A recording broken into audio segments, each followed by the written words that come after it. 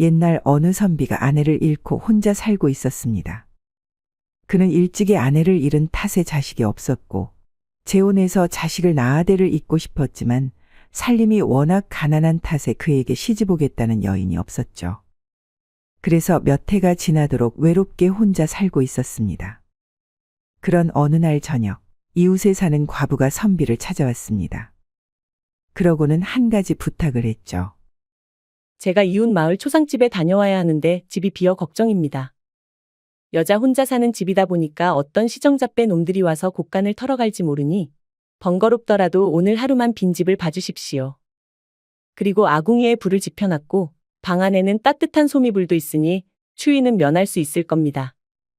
선비는 그 말을 듣고 알았다고 답한 뒤 과부집으로 갔습니다. 하지만 과부가 말한 것과는 달리 방바닥은 미지근했고 한겨울 매서운 바람이 문틈 사이로 들어오자 선비는 추위를 참기 힘들었습니다. 그래서 이불을 머리끝까지 덮고 추위에 떨다가 어느샌가 잠이 들었죠. 깊은 밤 곤히 자고 있던 선비의 방 안으로 한 무리의 사내들이 들이닥쳤습니다. 그러고는 선비의 입에 재갈을 물리고 이불에 둘둘 말아 둘러엎었습니다. 그제야 선비는 알아차렸습니다.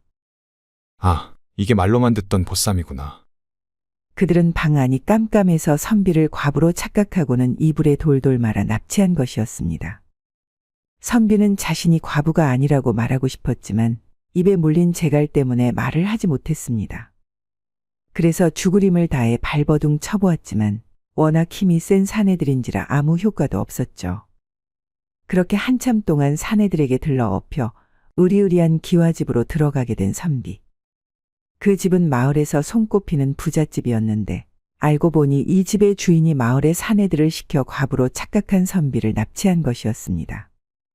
그들은 선비를 깨끗한 방에 놓아두었고 값을 치르러 온 부잣집 주인에게 한 사내가 말했습니다. 아이고 형님, 어쩌자고 저리 힘이 센 과부에게 반하셨습니까? 힘만 센 게 아니라 성격도 아주 지랄 같더라고요. 오는 내내 몸을 꿈틀꿈틀하느라 아주 욕받습니다. 그니까 혹시나 해서 하는 말인데 저 과부를 오늘 하루만큼은 가만히 놔두시는 게 좋을 것 같습니다. 저녀는 분명 이를 치르려고 하면 혀를 깨물고 자결할 것입니다. 그러니 너무 서두르지 말고 천천히 구슬리는 편이 좋을 것 같습니다. 사내의 말을 들은 집주인은 한참을 생각했습니다. 그러더니 노비를 시켜 여동생을 불러오고는 말했죠. 이 오라비도 언제까지 이리 혼자 살 수는 없잖느냐. 그래서 마을에서 제일 가는 미모의 과부를 보쌈해왔는데 아주 성격이 불같아서 어찌할 바를 모르겠다. 그러니 내가 오늘 하루만 저 여인과 같이 자면서 살살 구슬려보거라. 이 오라비를 칭찬하면서 함께 살자고 꼬셔보라는 말이다. 알겠습니다, 오라버니. 사실 집주인의 여동생 또한 일찍 남편을 잃고 수절하고 있었습니다. 그래서 예전부터 홀로 지낸 오라버니의 외로움을 누구보다 잘 알고 있었죠. 그리하여 여동생은 방 안으로 들어간 뒤 옷을 벗고는 방 안에 불을 껐습니다. 그리고 말려있던 이불을 피고 선비의 옆에 누워 말했습니다. 저희 오라버니는 일찍이 올케 언니를 잃고 홀로 외롭게 살았습니다. 자식은 하나 있는데 작년에 장가를 보냈고요. 그래서 그런지 얼마 전부터 자꾸 외롭다는 말을 입에 달고 살더니만 결국 이 사단이 낫지 뭡니까? 여인은 계속 말을 이어나갔습니다. 그리고 이런 외로운 마음을 과부인 언니도 잘 알 거로 생각합니다. 그래서 하는 말인데 이왕 일이 이렇게 된 거 저희 오라비와 새살림을 꾸리는 것이 어떠하신지요? 비록 나이는 많지만 가진 것이 많아서 평생을 편안하게 사실 수 있습니다. 그리고 우리끼리 하는 말이지만 만약 오라버니가 돌아가시기라도 한다면 이 모든 재산은 언니의 것이 된답니다. 어떠십니까? 제 말에 구미가 당기십니까? 선비는 여인의 목소리를 듣자마자 단번에 그녀가 누구인지 알아차렸습니다. 그녀는 바로 자신이 좋아하던 최진사 댁 둘째 딸이었죠. 사실 과부로 착각하여 잡혀온 선비는 같은 처지인 그녀를 일찌감치 마음에 두고 있었는데 부잣집 딸이었던 그녀를 넘본다는 게 언감생심이라 생각하여 이러지도 저러지도 못하고 애만 태우던 참이었습니다. 자신의 처지가 너무 공공하여 쉽사리 다가가지 못하고 있었던 것이죠. 한데 보쌈당에 온 집에 그토록 권했던 그녀가 자신의 옆에 누워있다니. 선비는 이것이 운명이라 생각했습니다. 그래서 그는 입에 물린 재갈을 풀고 누워있는 그녀의 손을 꼭 잡았습니다.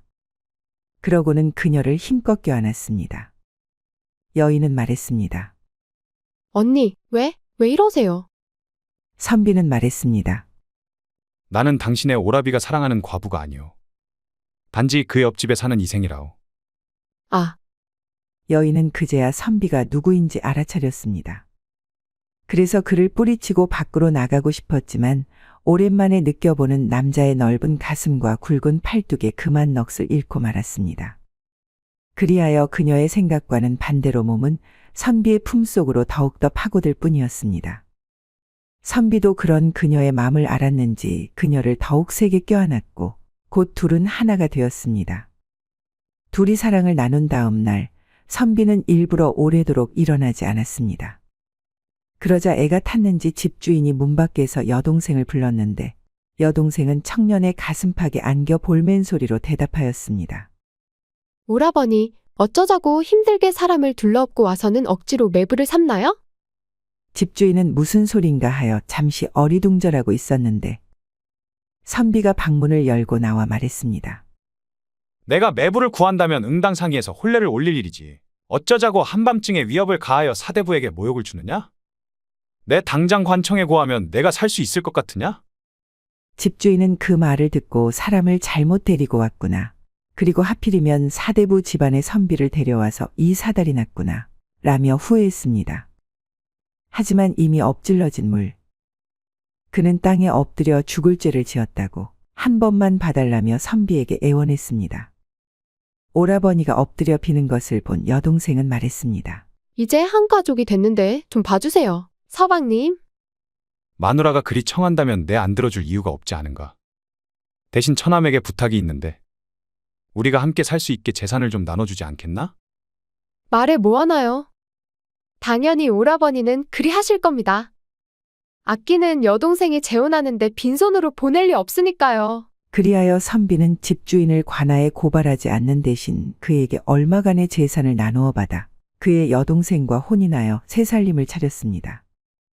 그리고 둘 사이에 떡두꺼비 같은 아들을 낳아 평생을 행복하게 살았다고 합니다. 보쌈은 유교의 영향으로 불경이부라고 해서 비록 남편을 사별하였다고 해도 재혼하지 말고 수절할 것을 강요당한 결과 파생된 풍습입니다. 지금의 시점으로 보면 지양해야 할 풍습은 맞지만 그렇다고 무턱대고 깎아내리면서 조상들의 무지를 탓하며 비웃을 일도 아니라고 생각합니다. 사람들은 시대에 맞춰 변하며 살아가는 법이니까요. 이상 야담설어였습니다.